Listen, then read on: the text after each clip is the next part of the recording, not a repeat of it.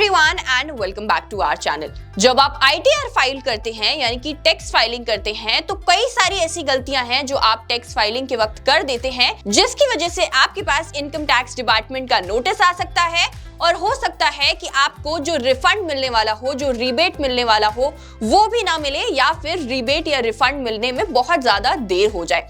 तो इसलिए आज के वीडियो में हम आपको बताने वाले हैं कि आईटीआर फाइल करते वक्त कौन सी ऐसी गलतियां हैं जो आपको नहीं करनी चाहिए। अगर आप इन गलतियों का ध्यान रखेंगे तो आप जल्दी से जल्दी अपना रिफंड भी क्लेम कर सकते हैं और साथ ही साथ आपके पास इनकम टैक्स डिपार्टमेंट का कोई नोटिस नहीं आएगा। आप ढंग से अपने टैक्स फाइलिंग को कर पाएंगे और सारे बेनिफिट्स, सारे डिडक्शंस को भी क्लेम कर पाएंगे। तो अगर आप भी आईटीआर फाइलिंग की इन मिस्टेक्स के बारे में जानना चाहते हो तो वीडियो को एंड तक जरूर देखना, और अगर आप हमारे चैनल पर नए हो तो प्लीज हमारे चैनल को सब्सक्राइब कर लीजिए, बेल आइकन को प्रेस कर दीजिए ताकि ऐसी और वीडियोस की नोटिफिकेशन आपको मिलती रहे। अगर आप इन्वेस्टमेंट करना चाहते हैं लेकिन आपके पास डीमैट अकाउंट नहीं है तो डिस्क्रिप्शन में लिंक दिया गया है, आप जाकर वहां से फ्री में अपना डीमैट अकाउंट ओपन करवा सकते हैं। साथ ही साथ आप रेफर एंड अर्न भी कर पाएंगे। तो चलिए जल्दी से वीडियो को स्टार्ट करते हैं और डिस्कस करते हैं हमारी इन मिस्टेक्स के बारे में। तो सबसे पहले जो मिस्टेक है ये है selection of wrong ITR form and verification of your ITR filing. तो जब आप आईटीआर फाइल करने जाते हैं तो आपको एक फॉर्म चूज करना होता है जिसके थ्रू आप आईटीआर फाइल करते हैं, लेकिन कई बार हम वो फॉर्म चूज करने में गलतियां कर देते हैं। हम रॉन्ग फॉर्म को चूज कर लेते हैं जो कि हमारे लिए नहीं होता है। अलग अलग लोग, अलग अलग कैटेगरी के लोगों के लिए अलग अलग फॉर्म्स होते हैं। अगर आप रॉन्ग फॉर्म के थ्रू आईटीआर फाइल करते हैं तो इस केस में आपके पास इनकम टैक्स डिपार्टमेंट का नोटिस आ सकता है। तो आपको क्या करना है, आपको हमेशा देखना है कि जो आप आईटीआर फॉर्म फाइल कर रहे हैं वो क्या आपके लिए है, और इस चीज को चेक करके ही आप आईटीआर फॉर्म को चूज करेंगे टैक्स फाइलिंग करते वक्त। इसके अलावा verification of your ITR is also very much important. अगर आप अपने आईटीआर फाइलिंग को वेरीफाई नहीं करते हैं, जो कि आपको 30 डेज के अंदर करना होता है, within 30 days you have to verify your ITR. तो अगर आप 30 डेज के अंदर वेरीफाई नहीं करते हैं तो इस केस में एक्चुअली आप आईटीआर फाइल करते ही नहीं है, और आगे आपको जो डिडक्शन मिलने वाले होते हैं, जो आपको अलग चीजें, अलग बेनिफिट्स मिलने वाले होते हैं, वो भी आपको नहीं मिलेंगे। 7 टाइप्स के आईटीआर फॉर्म्स होते हैं, लेकिन इंडिविजुअल के केस में ये सिर्फ 4 टाइप्स के ही होते हैं। तो अगर आप इंडिविजुअल हैं तो आपको 4 टाइप्स ऑफ फॉर्म में से चूज करना पड़ेगा और उसके बाद अपना जो फॉर्म है उसे फिल करना होगा और आईटीआर को फाइल करना होगा। बात करें अगर वेरिफिकेशन की, तो वेरिफिकेशन करना आईटीआर का काफी ज्यादा आसान है। आप नेट बैंकिंग के थ्रू वेरीफाई कर सकते हैं, आप आधार ओटीपी के थ्रू वेरीफाई कर सकते हैं, आप अपनी डीमैट अकाउंट के थ्रू वेरीफाई कर सकते हैं, नहीं तो आप ई साइन यानी कि इलेक्ट्रॉनिक सिग्नेचर के थ्रू भी वेरीफाई कर सकते हैं। Second thing is reviewing all your bank statements. हम कई बार आईटीआर फाइल करते वक्त अपने सारे बैंक स्टेटमेंट्स को रिव्यू नहीं करते हैं, जो कि अगेन बहुत ज्यादा इंपॉर्टेंट है। आपको अपने सारे बैंक स्टेटमेंट्स को रिव्यू करना है, क्योंकि बहुत सारे ऐसे ट्रांजैक्शन हैं जो सिर्फ आपको बैंक स्टेटमेंट्स में ही मिलेंगे। अगर आप बैंक स्टेटमेंट्स को रिव्यू करना भूल जाते हैं तो आप अपने सारे ट्रांजैक्शंस को इंक्लूड नहीं करेंगे आईटीआर फाइल करते वक्त, और बाद में चल के आपको प्रॉब्लम आएगी। तो हमेशा जब भी आप आईटीआर फाइल कर रहे हैं तो मेक श्योर कि आप अपने सारे बैंक स्टेटमेंट्स को अच्छे से रिव्यू कर ले। Third mistake is non disclosure of bank accounts. कई बार हम अपने बैंक अकाउंट्स को डिस्क्लोज नहीं करते हैं। हमारे पास कितने बैंक अकाउंट हैं, उन सारे बैंक अकाउंट को डिस्क्लोज करना काफी ज्यादा इंपॉर्टेंट है अपने आईटीआर में। तो आईटीआर फाइलिंग करते वक्त सारे बैंक अकाउंट्स को डिस्क्लोज करें। अगर बाद में ऐसा होता है कि आपका कोई बैंक अकाउंट डिस्क्लोज नहीं है तो फिर आपको प्रॉब्लम आ सकती है। चलिए बात करते हैं हमारी नेक्स्ट मिस्टेक की, जो हम टैक्स फाइलिंग करते वक्त करते हैं, तो ये है missing out on exempt income.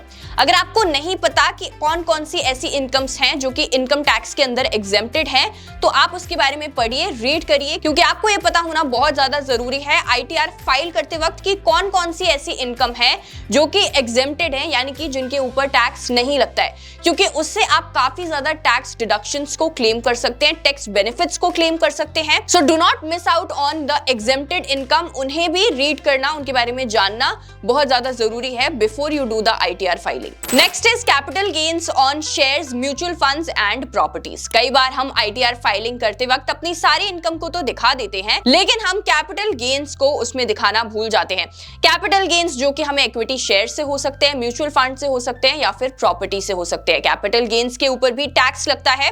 So it is very important that you do not miss out on the capital gains. फिर वो चाहे आपको किसी भी एसेट से हो रहे हैं, आपको कैपिटल गेन्स को भी इंक्लूड करना है। Do not miss out on that. अगर आप ऐसा करते हैं, अगर आप कैपिटल गेन्स को मिस आउट कर देते हैं, तो अगेन उस केस में आपके पास जो इनकम टैक्स डिपार्टमेंट का नोटिस है वो आ सकता है, नहीं तो आपको जो टैक्स डिडक्शंस हैं वो नहीं मिलेंगे, आप टैक्स सेविंग नहीं कर पाएंगे, आपको टैक्स बेनिफिट्स नहीं मिलेंगे। Now the next mistake that most of the people do while ITR filing is कि वो इनकरेक्ट डिडक्शन और एग्जेम्पशंस को क्लेम कर लेते हैं। आप इनकरेक्ट डिडक्शन और एग्जेम्पशंस को क्लेम नहीं कर सकते। बहुत बार आपने फॉर एग्जांपल देखा होगा कि अगर आप एचआरए डिडक्शन को ले रहे हैं तो उसके साथ आप अलग से रेंट डिडक्शन नहीं ले सकते, क्योंकि एचआरए के अंदर ही आ जाता है वो। लेकिन बहुत सारे लोग दोनों को लेना चाहते हैं, तो यहां पर ये चीज गलत है। ये एक इनकरेक्ट डिडक्शन है जो आप क्लेम नहीं कर सकते। अगर आप ऐसा करते हैं तो अगेन आपके ऊपर एक्शन हो सकता है। एचआरए एंड सेक्शन 80 जीजी के अंदर टैक्स एग्जेम्पशन ये दोनों एक साथ नहीं लिए जा सकते। चलिए बात करते हैं नेक्स्ट मिस्टेक की, तो ये है additional forms along with the ITR. कई बार आपको आईटीआर फाइल करते वक्त एडिशनल फॉर्म्स को भी फिल आउट करना होता है। अगर आप उन एडिशनल फॉर्म्स को फिल आउट नहीं करते हैं तो फिर आप बहुत बड़ी गलती कर रहे हैं। आईटीआर फाइलिंग करते वक्त आपको अपने फॉर्म के साथ जो फॉर्म आप चूज करते हैं आईटीआर का, उसके अलावा कई बार एडिशनल फॉर्म्स को भी फिल आउट करना होता है।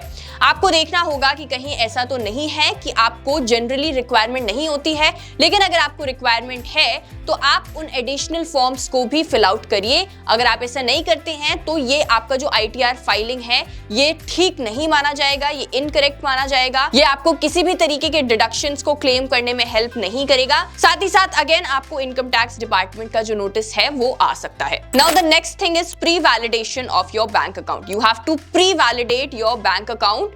इससे क्या होता है, अगर आपको जो रिफंड्स होने होते हैं, अगर आपको रिबेट्स मिलनी होती हैं, तो वो अगर आप प्री वैलिडेट करते हो अपने बैंक अकाउंट को तो बहुत इजी हो जाता है। जो लोग प्री वैलिडेट नहीं करते हैं उन्हीं के केस में रिफंड और रिबेट्स जो हैं वो काफी डिले हो जाते हैं, लेट हो जाते हैं। पहले से प्री वैलिडेट करना bank account is very very important. इससे क्या होगा, आपको टाइमली आपके रिफंड्स मिलेंगे, टाइमली आपके रिबेट्स मिलेंगे and it will be easier for you too. Now the next step is other important disclosures. और भी कई सारे ऐसे डिस्क्लोजर्स हैं जो आपको आईटीआर फाइल करते वक्त जरूर डिस्क्लोज करने हैं। फॉर एग्जांपल, अगर आप किसी कंपनी में पार्टनर हैं, अगर आप किसी कंपनी में डायरेक्टर हैं, क्या पोजीशन है आपकी, अगर आपकी पोजीशन ऐसी है जो आपको डिस्क्लोज करनी चाहिए तो आपको वो डिस्क्लोज करनी पड़ेगी। उसके अलावा अगर आप किसी अनलिस्टेड कंपनी के शेयर्स को ओन करते हैं तो वो भी आपको डिस्क्लोज करना पड़ेगा। कितने शेयर आप ओन करते हैं, कितनी शेयर होल्डिंग है कंपनी के अंदर आपकी, ये सारी चीजें आपको डिस्क्लोज करनी होगी। फॉरेन में अगर किसी एसेट को ओन करते हैं, कोई लैंड ले रखा है, कोई घर ले रखा है आपने, तो उस केस में भी आपको ये चीजें सारी डिस्क्लोज करनी पड़ेंगी आईटीआर फाइलिंग करते वक्त। अगेन नहीं करते हैं तो आपके ऊपर एक्शन हो सकता है। So that was it for today's video. These were all of the mistakes जो आपको ध्यान रखनी है आईटीआर फाइल करते वक्त। वीडियो हेल्पफुल लगा हो तो प्लीज इसे शेयर जरूर कर दीजिएगा। ऐसे और वीडियोस के लिए हमारे चैनल को सब्सक्राइब करना बिल्कुल भी मत भूलिएगा। आज की वीडियो में बस इतना ही। I will see you in the next video.